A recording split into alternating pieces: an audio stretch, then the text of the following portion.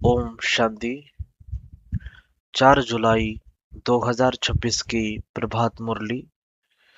मीठे बच्चे, ज्ञान सागर बाप तुम्हें ज्ञान का तीसरा नेत्र देने आए हैं, जिससे आत्मा की ज्योति जग जाती है। प्रश्न है, बाप को करण करावनहार क्यों कहा गया है? वह क्या करते हैं और क्या कराते हैं? उत्तर है, बाबा कहते, मैं तुम बच्चों को मुरली सुनाने का कार्य करता हूँ। मुरली सुनाता, मंत्र देता, तुम्हें लायक बनाता और फिर तुम्हारे द्वारा स्वर्ग का उद्घाटन कराता हूँ। तुम पैगंबर बन सबको पैगाम देते हो। मैं तुम बच्चों को डायरेक्शन देता, यही मेरी कृपा व आशीर्वाद है। गीत है, कौन आज आया सवेरे सवेरे। ओम शांति। बच्चों ने गीत सुना। हम बच्चों को सवेरे सवेरे जगाने के लिए कौन आया है, जो हमारा तीसरा ज्ञान का नेत्र एकदम खुल गया। ज्ञान सागर परम पिता परमात्मा द्वारा हमारा तीसरा नेत्र ज्ञान का खुला है। कहते भी है, बाप ज्योति जगाने वाला है, परंतु वह बाप है यह कोई नहीं जानते। ब्रह्म समाजी कहते हैं, वह क्षमा है, ज्योति है। मंदिर में हमेशा वह ज्योति ही जगाते हैं, क्योंकि वह परमात्मा को ज्योति स्वरूप मानते हैं। इसलिए वहां मंदिर में दीवा जगाते ही रहते हैं। अब यह बाप कोई माचिस से दीवा नहीं जगाते। यह तो बात ही न्यारी है। गाया भी जाता है, ईश्वर की गति मत न्यारी है। तुम बच्चे अब समझते हो, बाप सदगति के लिए आकर ज्ञान योग सिखाते हैं। सिखलाने वाला तो जरूर चाहिए ना। शरीर तो नहीं सिखलाएगा। आत्मा ही सब कुछ करती है। आत्मा में ही अच्छे बुरे संस्कार रहते हैं। इस समय रावण की प्रवेशता के कारण मनुष्यों के संस्कार भी बुरे हैं, अर्थात 5 विकारों की प्रवेशता है। देवताओं में यह 5 विकार होते नहीं। भारत में जब दैवी स्वराज्य था, तो यह बुरे संस्कार नहीं थे। सर्वगुण संपन्न थे। कितने अच्छे संस्कार थे देवी देवताओं के, जो अभी तुम धारण कर रहे हो। बाप ही आकर सेकंड में सर्व को सदगति देते हैं। बाकी गुरु गोसाई आदि यह तो भक्ति मार्ग में चलते आए हैं, जो एक की भी गति सदगति नहीं कर सकते। बाप के आने से ही सर्व की सदगति होती है। परमपिता परमात्मा को बुलाते ही है, इसलिए कि आकर पतित दुनिया का विनाश कर पावन दुनिया का उद्घाटन करो व दरवाजा खोलो। इसलिए परमपिता परमात्मा को बुलाते हैं। बाप आकर गेट खुलवाते हैं। शिव शक्ति माताओं द्वारा वंदे मातरम गाई हुई है। इस समय की कोई भी माता की वंदना नहीं की जाती, क्योंकि कोई भी श्रेष्ठाचारी माता नहीं है। श्रेष्ठाचारी उनको कहा जाता है जो योग बल से पैदा हो। लक्ष्मी नारायण को श्रेष्ठाचारी कहा जाता है। भारत में देवी देवता जब थे, तो भारत श्रेष्ठाचारी था। इन बातों को मनुष्य तो जानते ही नहीं। वह अपने ही प्लेन बना रहे हैं। गांधी भी रामराज्य चाहते थे। इससे सिद्ध है कि रावण राज्य है। भारत पतित है, परंतु रामराज्य स्थापन करने के लिए तो बेहद का बापूजी चाहिए, जो रामराज्य की स्थापना और रावण राज्य का विनाश करे। बच्चे जानते हैं, रावण राज्य को अब आग लगनी है। सभी आत्माएं अज्ञान अंधेरे में सोए हुए हैं। तुम जानते हो हम भी सोए हुए थे, बाप ने आकर जगाया है। भक्ति की रात पूरी हुई, दिन शुरू होता है। रात पूरी हो अब, दिन हो रहा है। बाप संगम पर आया हुआ है। बच्चों को दिव्य दृष्टि और ज्ञान का तीसरा नेत्र देते हैं, जिससे तुम सारे विश्व को जान चुके हो। तुम्हारी बुद्धि में बैठा हुआ है कि यह बना बनाया अविनाशी ड्रामा है, जो फिरता ही रहता है। अभी तुम कितना जाग गए हो, सारी दुनिया सोई हुई है। अभी तुम बच्चों को सारे विश्व के आदि मध्य अंत मूल वतन सूक्ष्म वतन स्थूल वतन का पता है। बाकी सारी दुनिया कुंभकर्ण की अज्ञान नींद में सोई हुई है। यह किसको पता नहीं कि पतित पावन कौन है। पुकारते हैं, हे पतित पावन आओ। यह नहीं कहते कि आकर सृष्टि के आदि मध्य अंत का राज समझाओ।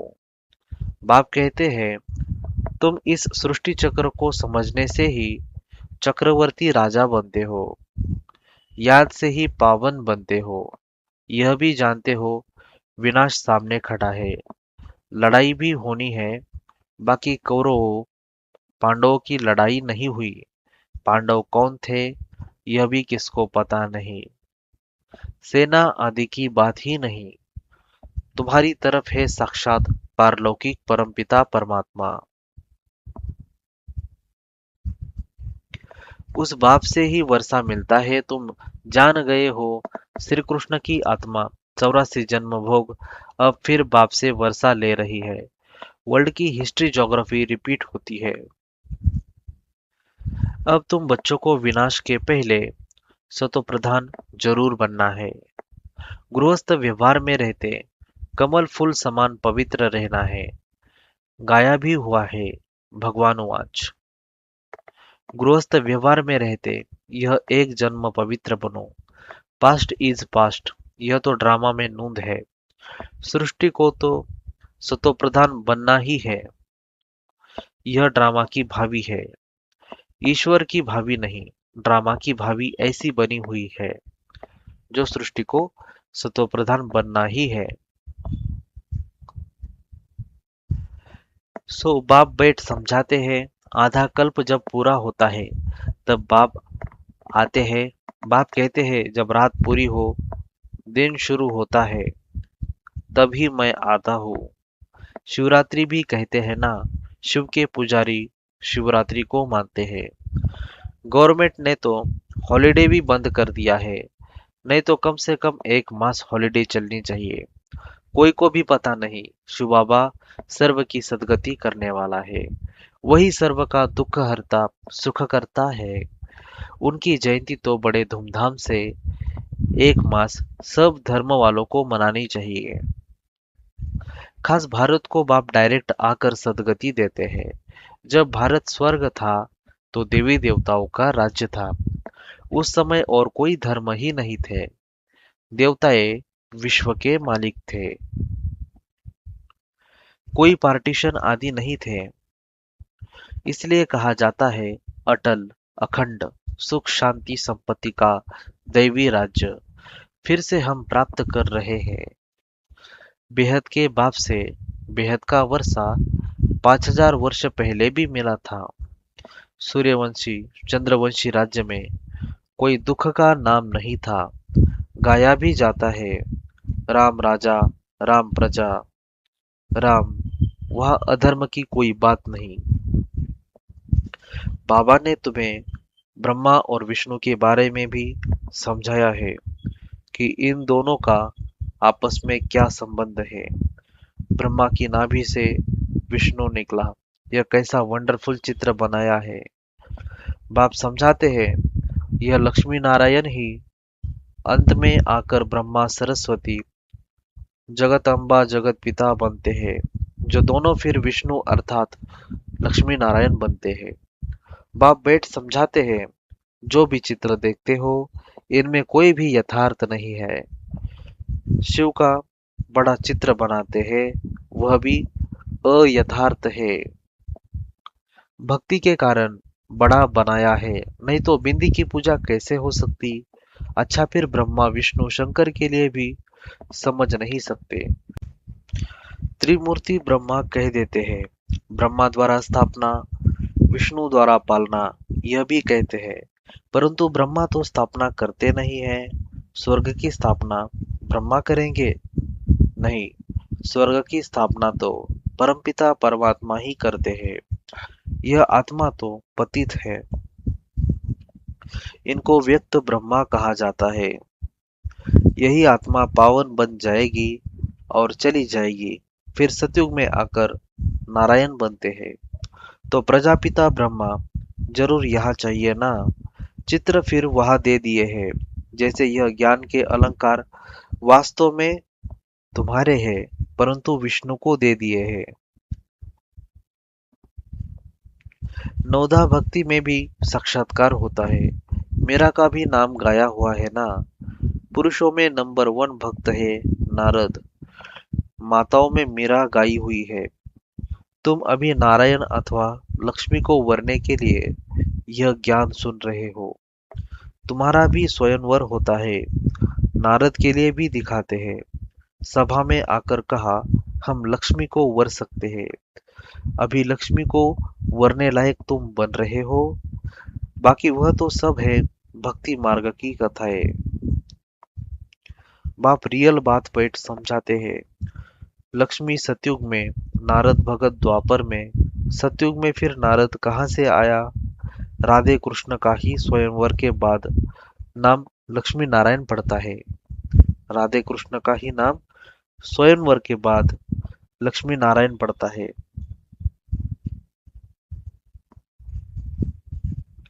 यह भी भारतवासी नहीं जानते हैं, कितना अज्ञान अंधियारा है। बाप है कल्याणकारी, तुमको भी कल्याणकारी बनाते हैं। अब विचार सागर मंथन करना चाहिए, औरों को भी कैसे समझाए। तो बाप समझाते हैं कि चित्र आदि कैसे बैठ बनाए हैं। गांधी की नाभि से नेहरू निकला, अब कहाँ वह विष्णु देवता, कहाँ यह मनुष्य। इन सब बातों को तुम बच्चे अब समझते हो। नंबर वार तुमको खुशी रहती है। बेहद का बाप हमको पढ़ा रहे हैं। यह तो कभी सुना नहीं था, क्योंकि गीता में तो श्री कृष्ण भगवान वाच लिख दिया है। भगवान कब आया, कब आकर गीता सुनाई, तिथि तारीख कुछ है नहीं। कल्प की आयु ही लाखों वर्ष कह देते हैं। कोई की भी बुद्धि में आता नहीं है। अब बाप बैठ बच्चों को समझाते हैं। ब्राह्मणों का झाड़ वृद्धि को पाता रहता है, पाते पाते अनगिनत हो जाएंगे। तुम बच्चे जानते हो वर्ण कैसे पा लगाते हैं। तुम बच्चे जानते हो वर्ण कैसे पा लगाते हैं। हम ब्राह्मणों का वर्ण सबसे उच्च है। हम है भारत के गुप्त सच्चे रूहानी सोशल वर्कर। परमपिता परमात्मा हमसे सेवा करा रहे हैं। हम रूहानी सेवा करते हैं, वह जिस्मानी सेवा करते हैं। तुमको कहते हैं, तुम भारत की क्या सेवा करते हो। बोलो, हम हैं रूहानी सेवाधारी, स्वर्ग का उद्घाटन करा रहे हैं, स्थापना करा रहे हैं। शिवबाबा है करण करावनहार, जो करा रहे हैं। वह करता भी है। मुरली कौन चलाता है, तो कर्म करता है। तुमको भी सिखलाते हैं कि ऐसे चलाओ। महामंत्र देते हैं, मन मना भव। कर्म सिखलाया ना, फिर तुमको कहते हैं औरों को सिखलाओ। इसलिए करण करावन हार कहा जाता है। तुम बच्चे भी यही शिक्षा देते हो। बाप को याद करो और वर्षे को याद करो। यही तुम बच्चों को पैगाम पहुंचाना है। ऐसे नहीं दूसरे को पैगाम दे और खुद याद में न रहे, फिर क्या होगा। दूसरे पुरुषार्थ कर ऊंच चढ़ जाएंगे, मैसेज देने वाले रह जाएंगे। याद का पुरुषार्थ न करने से इतना ऊंच पद नहीं पाते हैं। दूसरे याद की यात्रा से पावन बन जाते हैं। जैसे बाबा बांधेलियों का मिसाल देते हैं। वह याद में जाती रहती है, बिगर देखे भी पत्र लिखती है। बाबा हम आपके हो चुके हैं, हम पवित्र जरूर रहेंगे। तुम बच्चों की बाप से प्रीत बुद्धि है, तुम बच्चों की है बाप से प्रीत बुद्धि, तुम्हारी ही माला बनी हुई है। विष्णु की माला और रुद्राक्ष की माला में ऊपर है मेरु, है ना। विष्णु की माला और रुद्राक्ष की माला में ऊपर है मेरु। माला उठाते ही पहले फूल और दो दाने हाथ में आते हैं, उनको नमस्कार करते हैं। फिर है माला। तुम भारत को स्वर्ग बना रहे हो, तो यह माला तुम्हारा ही यादगार है। बाप ने यह गीता ज्ञान यज्ञ रचा है, इनमें सारी पुरानी दुनिया स्वाहा होगी। बाप है मोस्ट बिलीवेड फादर, तुमको भविष्य के लिए सदा सुख का वर्षा देते हैं। 21 जन्म के लिए जिन्होंने कल्प पहले वर्षा लिया है, वह जरूर आएंगे ड्रामा प्लान अनुसार। बाप कहते हैं बच्चे, सुखधाम चलना है तो पवित्र बनना है। मेरे को याद करो, मांगना कुछ भी नहीं कि कृपा करो व मदद करो।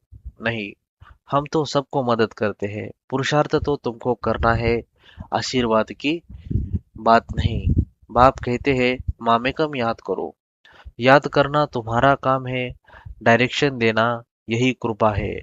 बाकी तो भल खाओ पियो घूमो फिरो, तुम्हें पवित्र भोजन ही खाना है। हम देवी देवता बनते हैं, वहाँ प्याज आदि थोड़े ही होगा, यह सब यहाँ छोड़ना है। यह चीजें वहाँ होती नहीं, बीज ही नहीं है। जैसे सतयुग में बीमारी आदि होती नहीं, अभी देखो कितनी बीमारियां निकली है। वहाँ तमोगुनी कोई चीज होती नहीं, हर चीज सतो प्रधान। यहाँ देखो मनुष्य क्या क्या खाते हैं। अब बाप बच्चों को कहते हैं मुझे याद करो और संग तोड़ मुझ संग जोड़ो, तो तुम पावन बन जाएंगे।